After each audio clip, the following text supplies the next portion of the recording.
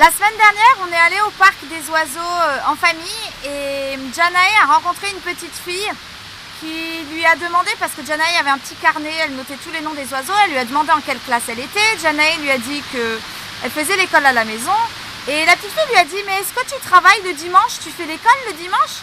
Et Janae lui a répondu, c'était rigolo de les écouter parler, Janae lui a répondu: bah en fait je travaille quand j'en ai envie, donc des fois le dimanche, des fois pas, ça dépend.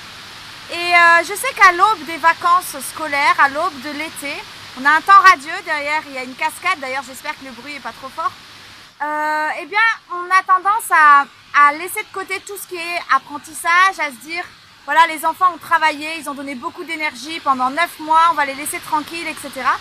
Et quand on a l'habitude comme nous de ne pas séparer la vie des apprentissages, eh bien en fait qu'on soit en vacances ou pas en vacances, ça change rien parce que tout est fluide et tout cool. Et du coup, j'aimerais dans cette vidéo vous donner un outil en particulier et puis 5 éléments pour cultiver le plaisir d'apprendre même pendant les vacances et faire en sorte que ces vacances ne soient pas une coupure avec la réalité de la vie, des apprentissages et de tout ce qui est mélangé, mais au contraire que ce soit une période pour permettre aux enfants de réaliser qu'en fait dans le quotidien ils apprennent et que même sans être à l'école plusieurs heures par jour, assis sur une chaise avec des matières bien définies, eh bien en fait ils cultivent la curiosité, ils peuvent continuer d'apprendre et surtout s'amuser.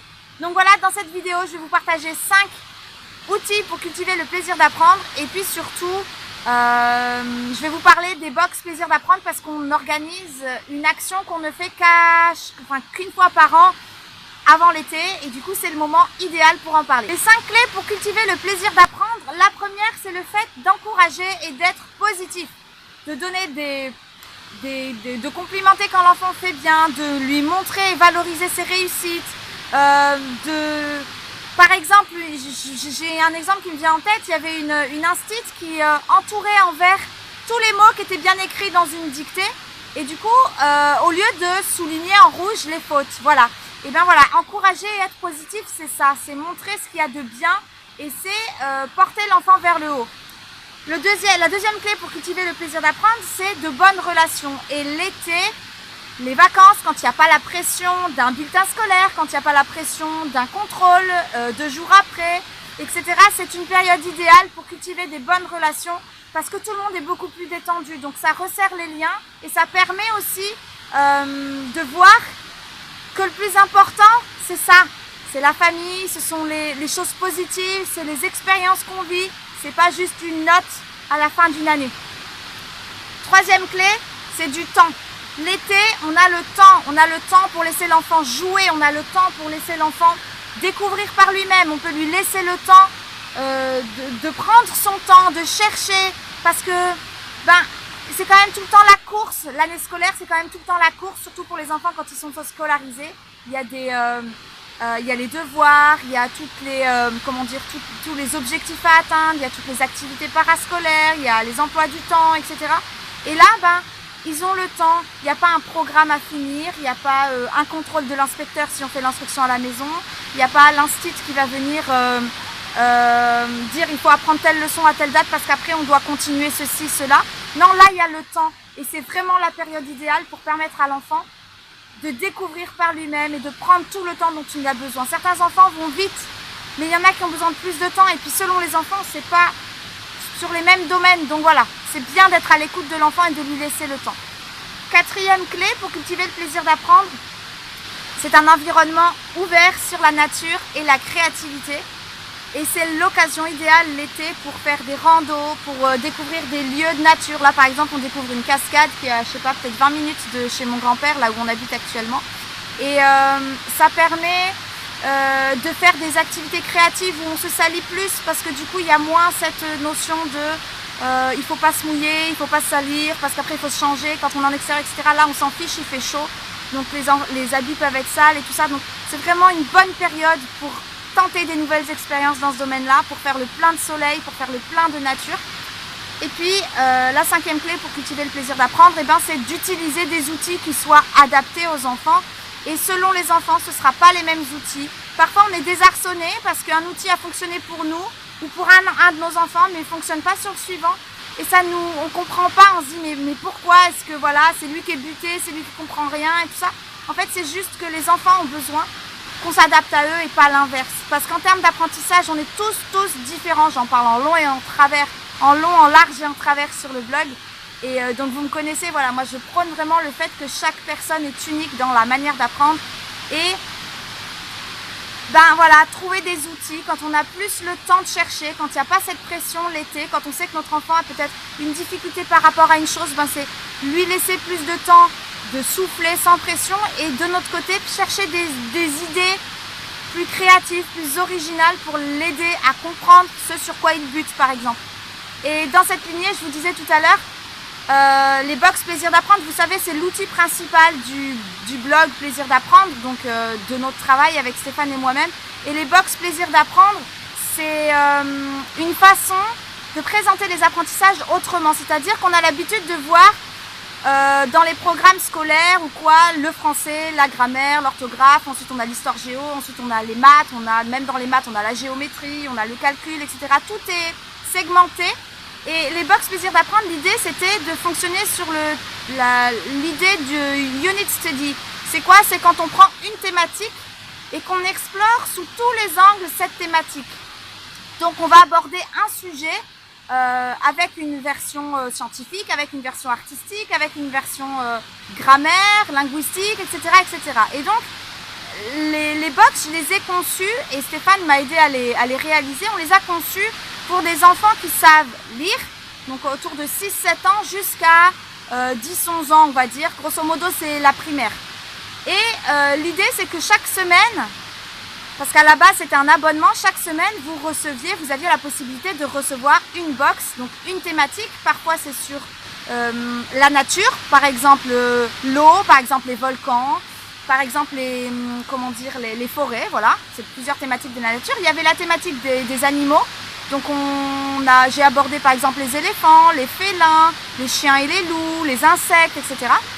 Il y a une thématique plus sur le corps humain, donc il y a le cœur, il y a les poumons, il y a le squelette, il y a les muscles, etc.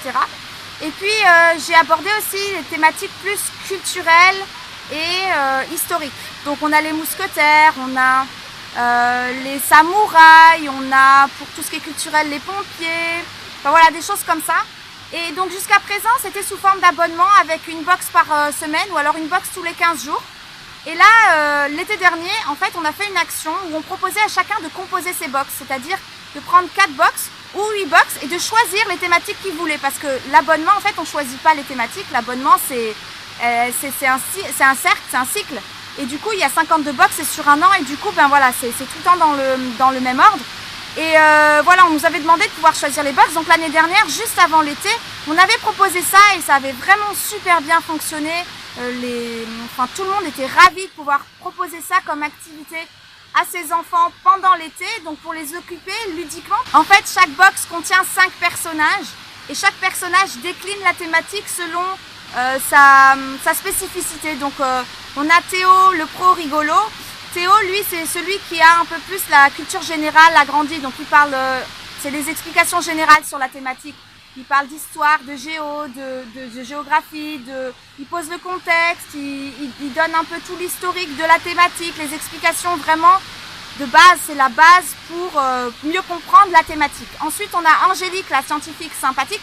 Donc elle aborde la thématique sous la forme des sciences. Donc on a du calcul, mais on a des expériences, on a des schémas complétés, voilà, des choses comme ça. L'objectif c'est que ce soit vraiment ludique et intéressant. Après ce sont des idées, ce sont toujours des propositions. Vous pouvez tout à fait adapter certaines activités selon l'âge de l'enfant et selon ses intérêts. L'enfant n'est pas obligé de tout faire dans une box parce qu'une box contient en moyenne une 30aine de fiches, donc c'est quand même pas mal de choses.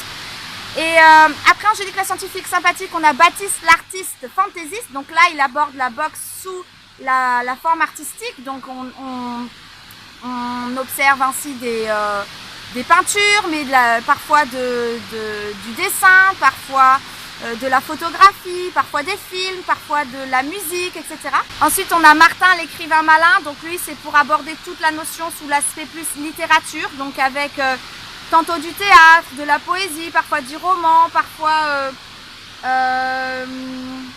des nouvelles, etc. Voilà, des auteurs connus, des auteurs moins connus, voilà, qui parlent de cette thématique, qui incluent la thématique qu'on aborde dans leur texte.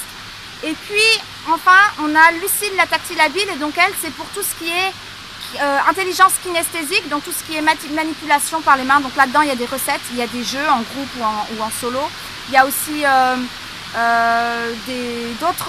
des activités manuelles en plus, complémentaires aux activités artistiques. Et puis, il y a toujours une fiche outil pour les parents, qui ne parle pas forcément de la boxe, hein. C'est souvent une thématique en plus sur l'organisation, sur les apprentissages, parfois juste sur le bonheur. Voilà, c'est des petites choses en plus pour aussi apporter quelque chose aux parents au travers de chaque box. Donc voilà, comme je disais, ces box normalement sont sous forme d'abonnement. L'été dernier, on a proposé 4 packs, un pack de 4 box ou de 8 box. On recommence cette année. On le propose là maintenant pour que vous receviez vos box d'ici début juillet. Donc là, on est mercredi et c'est disponible jusqu'à, je regarde la date parce que j'ai pas les dates en tête, jusqu'à dimanche 1er juillet 23h59. Voilà, jusqu'à dimanche soir. Parce que du coup, moi, lundi, mardi, je vais vous envoyer les box que vous aurez choisies en fonction de toutes les commandes que j'aurai reçues. Et comme ça, vous serez parés pour l'été. Alors, les packs 4 box est à 27 € au lieu de 32 € parce que normalement, c'est 8 € la box. Donc là, on est à 27 €. Le pack 8 box est à 50 € au lieu de 64 €. Et puis, vous avez la possibilité d'acheter toutes les box d'un coup. Donc, il y en a 52. Et là, toutes les box d'un coup, ça ferait 416 €, mais là, vous les aurez pour 250 €. Voilà, donc c'est jusqu'à dimanche 1er juillet. Après, en fait, ça s'annule. Il n'y aura plus possibilité de commander les packs tout simplement parce que c'est moi qui fais manuellement et que j'ai besoin de temps pour le faire et qu'à partir du 4 juillet, je pars avec Stéphane et Janae. On va dans la montagne, on sera dans un chalet pendant plusieurs jours. On n'aura ni électricité, ni réseau, rien. On se coupe du monde. Donc, ce serait quand même dommage de rater le coche. Et moi, je voudrais pouvoir vous fournir et vous livrer toutes vos commandes avant mon départ. Voilà, si vous avez des questions, n'hésitez pas à les poser en commentaire de cette vidéo sur YouTube ou à m'envoyer un mail si vous recevez cette vidéo via ma liste du blog, la liste du blog Plaisir d'apprendre. Je vous rappelle simplement que comme chaque produit que nous fournissons, que nous créons, que nous concevons avec amour, ils sont sous garantie de 30 jours satisfaits ou remboursés. Donc vous avez quand même un mois pour tester les box, c'est sûr.